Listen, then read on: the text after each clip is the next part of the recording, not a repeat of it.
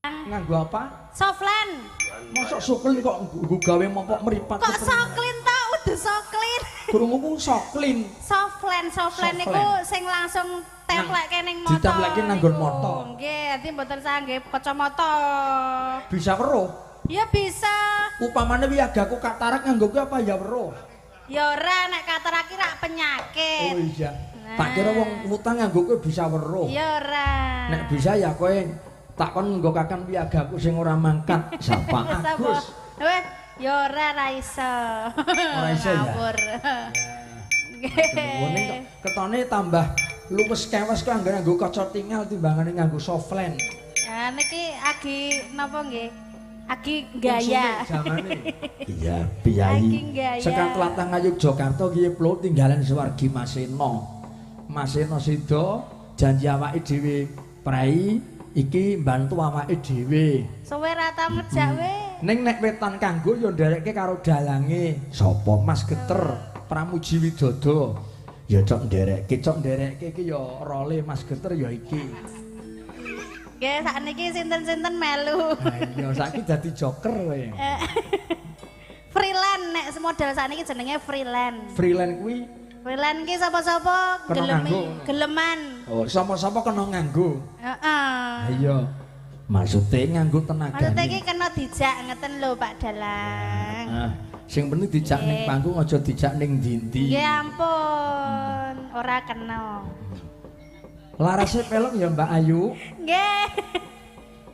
Aturke klasik dhisik njajal. Nggih. Napa? Nggih, manut sing pelok bemawon riyen cobi dibawani.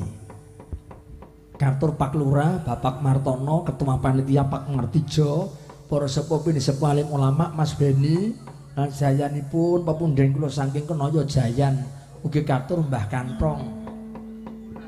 Karo bojone Mbah Kantong jenenge sapa ya Mak Nyong Klalen. Oh, Lek Sarijah. Oh iya, Lek Sarijah. Sedulur ning kaya ora tau kumpul sebab lha wong omahe ngisor papringan yo ya arep ngono. Mandan adoh piye. Angger jane pindah ning lor dendeles ya gampang mampir. Heeh. Mangga dibawani Mbak Ayu. Nggih, nyuwun pangkur Semarangan nggih. Nah, cocok nggih. Mingkar mingkurengang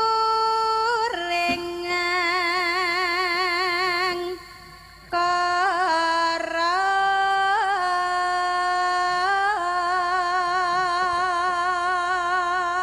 Edian suara kok kaya kiye. Mangkane ngger sinden Yogya rata-rata kaya kiye suarane, umum kaya kiye. Lah ngger nang kene ya ora umum ki sinden kaya kiye. Nggih wonten ya. Bojone jenengan niku sarane ya apik. Oh iya, lali.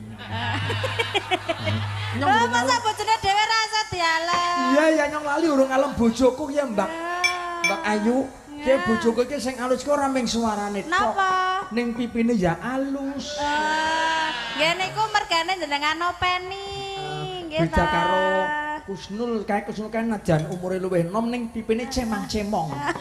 Nek bojoku ya pipine alus sebab seminggu sepisan lunga karo nyong nang DRW. Napa DRW niku napa? RDW. RDW ku merek sound system. DRW ya, screen share. Oh. Ten skincare, pemutihan. Ten klinik kecantikan. Kecantikane ngaku tau melu japusi bojoku. Lah napa? Karepe aku rak nyong jamin mandan kaya Cina Mbak Ayu. Tak melu screen share kowe mak jajal. Ben putih ngono. Terus aku mlebu to digarap 2 jam setengah ora rampung-rampung. Sik garap lanang apa wedok? Ya wedon petugas. Bojone ya oleh. Oh bojoku nang sandinge ya oleh. Terus nyong bali. Terus kowe bali nyong bali, terus nyong ilo. Dene raiku nyong ora putih malah abang karo ireng ki ya.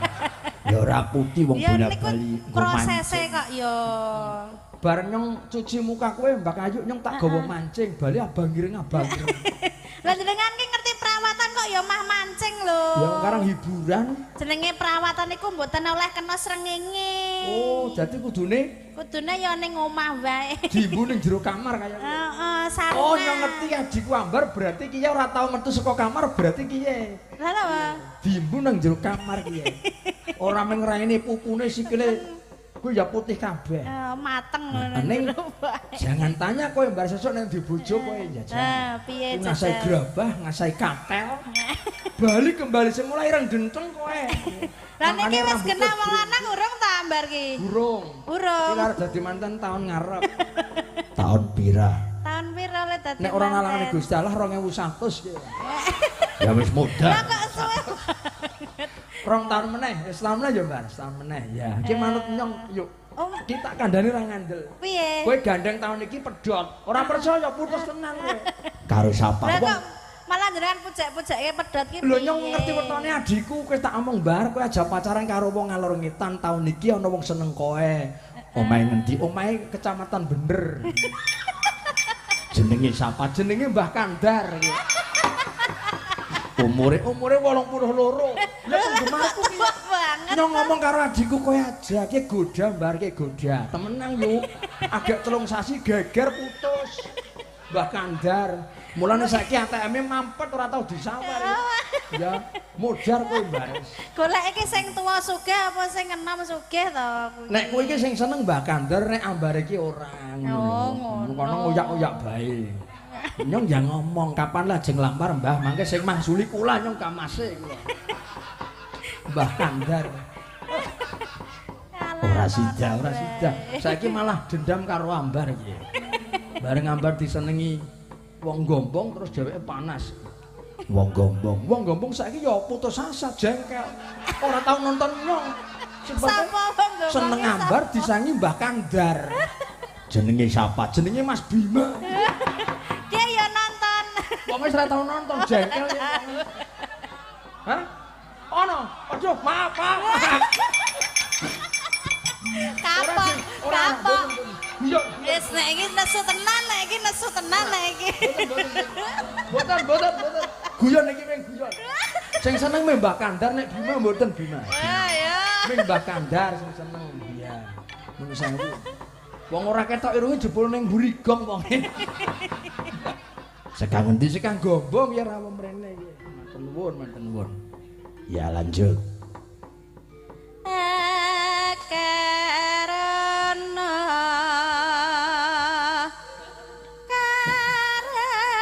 karenan marti siwi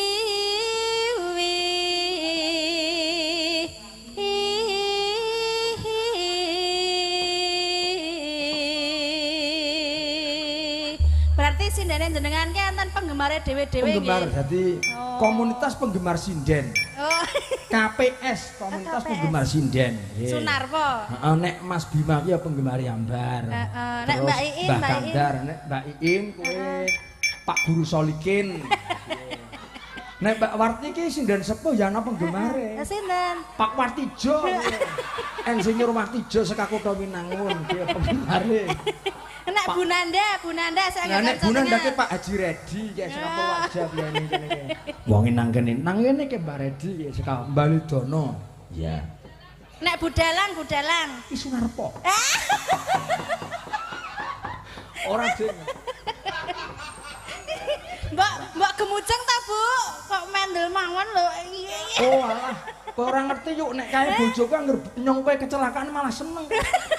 Kanggo nang Wonosobo nyong krem sikile semaput ya to, ditulungiin karo Ambal karo Mbak Nanda, bojoku malah ming slonjor meneng wae lho. Ora nulungi ya ora, melas ya ora. Sing nulungi malah Mbak Nanda karo Iin. Makruh, bolehku terus nyong digotong-gotong. Sebate sikile kram. Nek sikil kram ki terus sing dipijeti apane? Ngisor mudel. Ya sikile mosok apane? Oh, sikile. Mosok dimemeng ngisor mudel. Lah sing gotong wong wedok-wedok ki tak kira ya le mijeti beda. Yo. Nenono.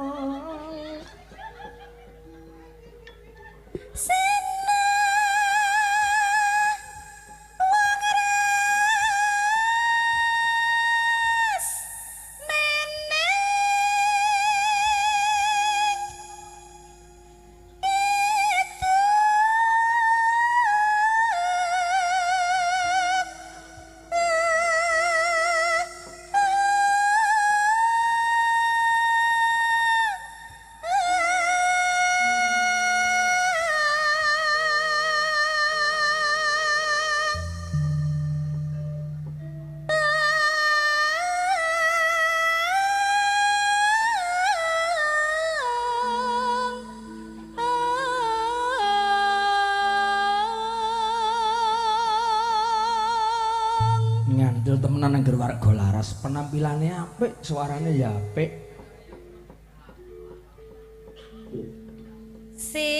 Sinoba sino karta mre kratarta pakar tining ilmu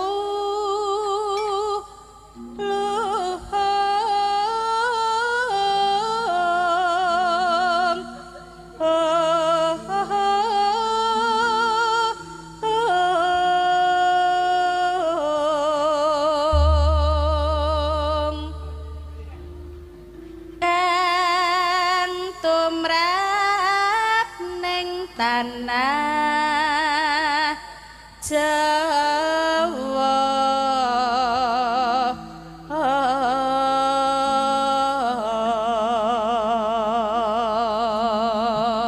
agama agama